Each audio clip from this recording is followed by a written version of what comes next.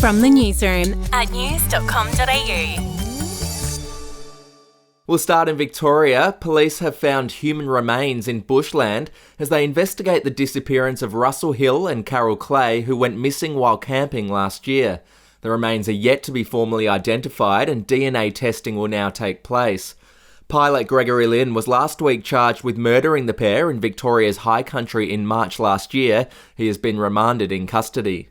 In other news, a parliamentary inquiry will look into the behaviour of social media companies like Facebook, Twitter and Instagram to determine the potential impacts of online harms to Australians.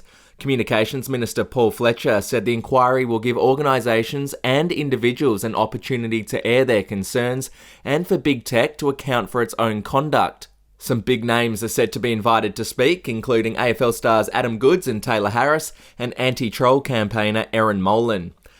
Overseas, Jeffrey Epstein's former pilot has testified at Ghislaine Maxwell's sex trafficking trial in New York.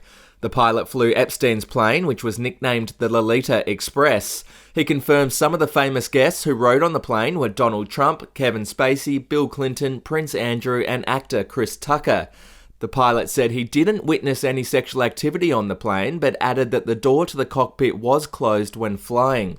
To sport now, Australian cricket coach Justin Langer made a secret trip to Hobart yesterday to visit former Test captain Tim Paine. According to Fox Cricket, Langer flew from Queensland to Tasmania on compassionate grounds on the day that he was released from hotel quarantine. Langer met Paine face-to-face to offer his support to the 36-year-old after the sexting scandal. To showbiz, Adele has announced a Las Vegas residency. The singer will perform 2 shows every weekend at Caesars Palace from January to April next year.